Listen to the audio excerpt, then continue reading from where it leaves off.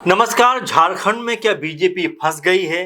क्या बीजेपी जिस तरह से परिमल नाथवानी के साथ में आकर खड़ी हुई, क्या ये उनका फैसला उनके लिए अब गलत साबित हो रहा है? दरअसल जिस तरह की खबर झारखंड से आ रही है वो अपने आप में बेहद चौंकाने वाली खबर है, क्योंकि एक बड़े कांग्रेसी लीडर ने एक ऐसी बात कही है जिसने बीजेपी खेमे के अंदर खलबली मचा दी। आपको बता दें, ये नेता है बंधु तिर्की, और जिस तरह से उन्होंने एक बयान दिया है उसके बाद समूचे बीजेपी खेमे के अंदर एक हंगामे का माहौल है, एक हलचल का माहौल है, क्योंकि बंधु तिर्की ने कहा है कि बीजेपी के कुछ विधायक उनके संपर्क में हैं और उन्होंने कहा है कि एक पूर्व मुख्यमंत्री भी उनके संपर्क में हैं। इस तरह का बड़ा बयान देकर बंधु तिर्की ने झारखंड की राजनीति में एक अलग माहौल कायम कर दिया है, खलबली सी मचा दी है पूरे एनडीए कुनबे में। और जिस तरीके से उनका बयान सामने आया है वो अपने आप में एक अलग कहानी बयां करता हुआ दिखाई पड़ता है, क्योंकि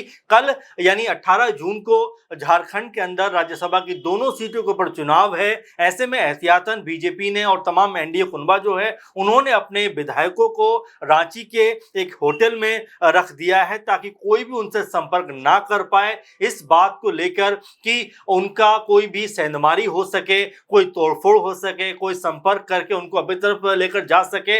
इससे बचने के लिए एनडीए कुनबे ने अपने तमाम विधायकों को होटल के अंदर बंद कर दिया है कल तक के लिए, कि भाई कल तक आप वहीं रहिए और 18 जून को जब मतदान होगा तो वहीं से आप निकलिए और सीधा मतदान करने चले जाइए। लेकिन यहाँ पर बंधु तिर्की जो बात कहते हैं वो अपने आप में कई चीज़ों की तरफ इशारा करते हैं कि क्या बीजेपी के अंदर भी अब तोड़फोड़ होने की स्थिति बन गई है। जो बीजेपी के ऊपर आरोप लगते हैं कि दूसरे दलों को वो दो हिस्सों में बांट देता है या उनके तमाम सदस्यों को अपनी तरफ मिला लेता है, लेकिन क्या झारखंड में बीजेपी फंसती हुई दिखाई पड़ती है? इसकी एक बानगी देखें तो 2 दिन पहले जो झारखंड में मीटिंग हुई थी परिमल नाथवानी के समर्थन के लिए, उस मीटिंग में आपने देखा भी होगा और हमने इस बात पे चर्चा भी की है कि उस मीटिंग में 24 में से 7 विधायक नहीं पहुंचे, और ये अपने आप में बेहद हैरान करने वाला मामला था। उसमें चंपई सोरेन भी नहीं थे जो पूर्व मुख्यमंत्री भी रहे हैं, जेएमएम के ताकतवर लीडर्स में से एक रहे थे, अब बीजेपी में शामिल रहे हैं और सरायकेला से फिलहाल वो विधायक है, उनका नहीं आना चर्चाओं में रहा। इसके अलावा सरयू राय जो स्ट्रॉन्ग कह सकते नेता हैं और यहाँ पर उनका भी नहीं आना चर्चाओं में बना।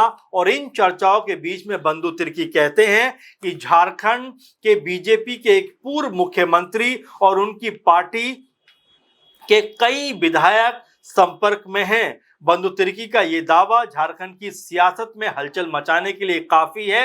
हालांकि इस दावे में कितनी सच्चाई है ये तो बाद में पता चलेगा, लेकिन उनके इस बयान ने सियासी गलियारों की जो हलचल है वो जरूर बढ़ा दी। आपको बता दें कि इस पूरे मामले को लेकर एक बयान भी सामने आ रहा है पूर्व कह सकते हैं कि तमाम जो नेताओं का, और इसमें झारखंड की राजनीति को समझने वाले एक पत्रकार कहते हैं कि देखिए, बंधु तिर्की ने अभी हाल ही में कहा था भाजपा विधायक सत्ताधारी इंडिया ब्लॉक के नेताओं के संपर्क में थे, हालांकि उन्होंने किसी विधायक का नाम नहीं लिया। उनके इस दावे को बीजेपी ने सिरे से खारिज कर दिया। लेकिन उसके बाद आप ये भी देखिए कि बंधु तिर्की जो हैं एक पूर्व मुख्यमंत्री के संपर्क में होने का भी दावा कर देते हैं। उनके दावे में सियासी सच्चाई भी कहीं ना कहीं दिखाई पड़ती है। वो ये कहते हैं कि बीजेपी के झारखंड में जो मुख्यमंत्री रहे हैं, कद्दावर नेता हैं, उनके कांग्रेस में जाने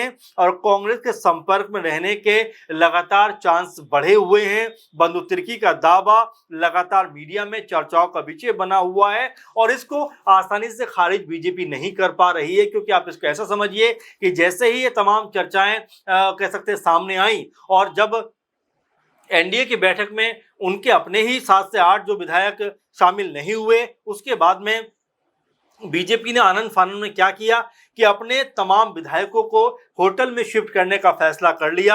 और यहाँ पर जिस तरह से ये जल्दबाजी दिखाई गई, जिस तरह से ये जल्दबाजी में फैसला किया गया, उसके पीछे यही तर्क दिया जाता है कि क्या बीजेपी के तमाम सारे नेता क्या कह सकते हैं कि यहाँ पर कांग्रेस पार्टी के संपर्क में है और पूर्व मुख्यमंत्री का जिक्र जो कर रहे हैं, क्योंकि विधायक के तौर पर देखा जाए तो चंपई सोरेन भी इसमें नजर आते हैं, तो क्या वो नाम चंपई सोरेन का हो सकता है? यानी कि अभी किसी नाम को लेकर हम मोहर तो नहीं लगा सकते, ना ही अभी बंधु तिर्की ने कोई ऐसी बात कही है, लेकिन कल तक क्या बहुत कुछ साफ होता हुआ दिखाई पड़ेगा?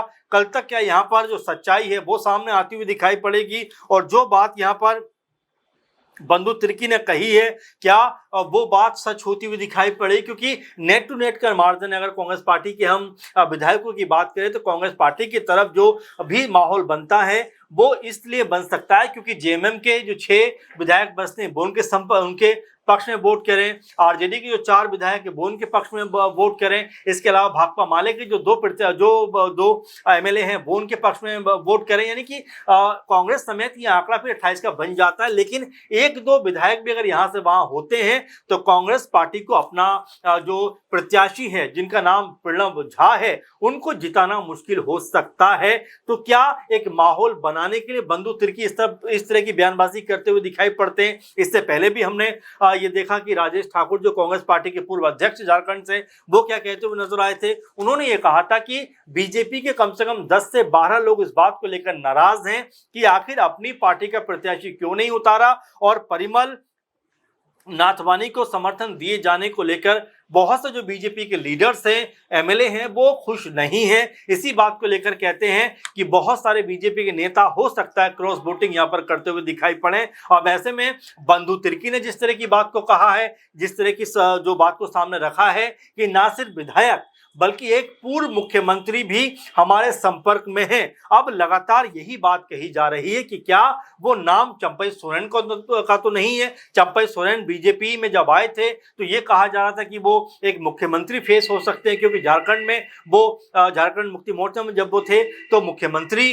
के पद पर थे, लेकिन हेमंत सोरेन जब जेल से बाहर आते हैं तो उनको हटना पड़ता है। उसके बाद कुछ समय के बाद वो पार्टी से नाराज होते हैं, इस्तीफा देकर बीजेपी में शामिल हो जाते हैं। और बीजेपी ने भी उन्हें इसलिए रखा कि उनके आने से जो आदिवासी बहुल सीटें हैं लगभग 28-29, उसमें उनकी स्थिति मजबूत होती हुई दिखाई पड़ेगी। लेकिन उन 28-29 सीटों में से सिर्फ चंपई सोरेन जीतते हुए दिखाई पड़े, बाकी सारे प्रत्याशी हार गए। अगर हम 2020 का भी आंकड़ा देखें तो उस आंकड़े में भी नजर आया था कि झारखंड में जिस तरह से बीजेपी के पास सीटें थी उसमें से उनकी गिरावट देखने को मिली, क्योंकि उसमें 26 सीटें उनके पास थी और इन चुनावों में उनके पास महज 20-21 सीटें रह गई। तो चंपई सोरेन के आने से कोई बड़ा फायदा नहीं हुआ। साथ में जिस तरह से चंपई सोरेन को कोई बड़ी भूमिका में नहीं रखा गया, कोई बड़ी तवज्जो साथ नहीं रखा गया, ये भी कहा जाता है कि उनको नेता प्रतिपक्ष बनाया जा सकता था, उसको लेकर भी लगातार चर्चाएं हुई। पार्टी के अंदर कोई बड़ा पद उनको मिल सकता था, वो भी नहीं मिला, इसको लेकर भी लगातार चर्चाएं हुई। तो अब कहानी जो है यहां से वहां ट्विस्ट होती हुई दिखाई पड़ रही है। अब कल चूंकि चुनाव है 18 जून को, तो ऐसे में कांग्रेस पार्टी समेत जो झारखंड मुक्ति मोर्चा है वो अपने तमाम विधायकों को एकजुट रखे हुए है और यहाँ पर वोटिंग के लिए भी बाकायदा एक प्रैक्टिकल कराया गया, प्रैक्टिस कराई गई। उसमें भी ये देखा गया कि तमाम जो भी विधायक हैं उन्होंने सही वोट किया। तो एक तरीके से रद्द होने की स्थिति भी जो महागठबंधन है वो जो है दूर करना चाहती है, इसीलिए इस तरह की जो है वोटिंग को कराया गया ताकि अपनी स्थिति को मजबूत किया जा सके। फिर ये खबर आती है कि बीजेपी या एनडीए कुनबा जो अब तक मजबूत था कि हमारे जो भी विधायक हैं वो कभी भी यहां से वहां नहीं जा सकते, वो एक मुट्ठी में एकजुट हैं। इस बात को लेकर लगातार चर्चा हुई, क्योंकि बीजेपी जिस तरह से दूसरे दलों के अंदर कह सकते हैं कि तमाम तरह से संभावनाएं तलाशती है। हमने अभी देखा कि टीएमसी का क्या हशर हुआ, उसको लेकर सारा इल्जाम बीजेपी पे लगा। हमने देख रहे हैं कि शिवसेना उद्धव ठाकरे का क्या हशर हो रहा है, जहां पर लगभग 6 सांसद जो हैं वो शिंदे गुट में विलय कर चुके हैं। इसके पीछे भी कहीं ना कहीं जो है बीजेपी को देखा गया। अब ओपी राजभर जो उत्तर प्रदेश में योगी सरकार में मंत्री भी हैं, वो एक बयान देते हुए नजर आते हैं कि समूची जो समाजवादी पार्टी है वो बीजेपी में शामिल होने को तैयार इंतजार है। तो क्या यहां पर उल्टा पासा पड़ता हुआ बीजेपी के ऊपर नजर नहीं आता कि जो बीजेपी तमाम राज्यों में ताकतवर नजर आती है वो अचानक से झारखंड में न सिर्फ कमजोर दिखाई पड़ती है बल्कि अपने तमाम विधायकों को बचाने के लिए उनको एक होटल में शिफ्ट करती हुई दिखाई पड़ती है। बल्कि अब तक तो ऐसा रहा है कि दूसरे दल जो हैं वो अपने विधायकों को उठाकर बीजेपी से बचाने के लिए तमाम दूसरे राज्यों में भेजते हुए दिखाई पड़ते हैं, लेकिन यहाँ बीजेपी ही कहीं ना कहीं मुश्किलों में फंसी हुई दिखाई पड़ती है, जहां पर अपने विधायकों को उन्होंने आनन फानन में एक होटल के अंदर शिफ्ट कर दिया, उनको बंद कर दिया कि भाई आप यहां पर रहिए, किसी से आपको संपर्क करने की जरूरत नहीं है। 18 तारीख को जब मतदान होगा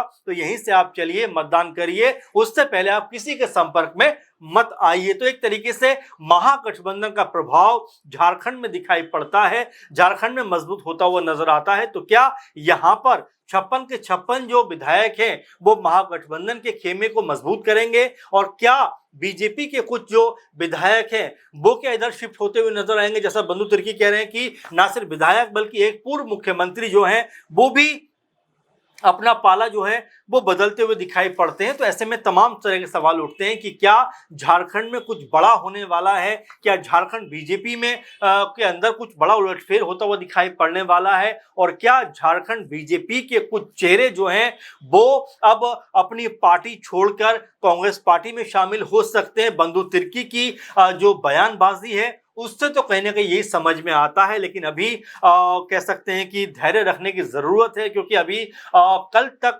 का ये सब चीजें देखने को मिलेंगी। जब वोट होगा उस समय क्या स्थिति होती हुई दिखाई पड़ेगी, कि क्या बीजेपी के जो विधायक हैं वो अपना पाला बदलते हुए नजर आएंगे या फिर यहाँ पर कोई बड़ा खेल होता हुआ दिखाई पड़ेगा। क्योंकि जो परिमल नाथ वानी है ये पहले भी 2 बार निर्दलीय के रूप में राज्यसभा का चुनाव जीत चुके हैं और इसी दम पर बीजेपी उनको समर्थन करती हुई दिखाई पड़ती है। तो क्या ये कहना गलत नहीं होगा जो अब तक का माहौल लग रहा है कि क्या बीजेपी ने कहीं कोई गलती तो नहीं कर दी, क्या बीजेपी ने कहीं कोई गलत फैसला तो नहीं कर लिया जहां पर अब उनको अपने ही विधायकों की नाराजगी का सामना करना पड़ रहा है? तो इस तरह की तमाम जो बातें हैं, तमाम जो बयानबाजियां हैं वो कहीं ना कहीं बीजेपी खेमे की जो मुश्किलें हैं वो यहाँ पर बढ़ाती हुई दिखाई पड़ती हैं। अब इस पूरे मामले को लेकर आपका क्या कहना है? क्या झारखंड में कोई बड़ा खेल होता हुआ दिखाई पड़ सकता है? क्या जेएमएम मुक्ति जो झारखंड मुक्ति मोर्चा है, जेएमएम है और कांग्रेस पार्टी है, झारखंड के अंदर कोई बड़ा सियासी उलटफेर करते हुए दिखाई पड़ सकते हैं? और क्या झारखंड में बीजेपी अब कमजोर होती हुई दिखाई पड़ेगी? आपका क्या मंथन है, आपका क्या विचार है?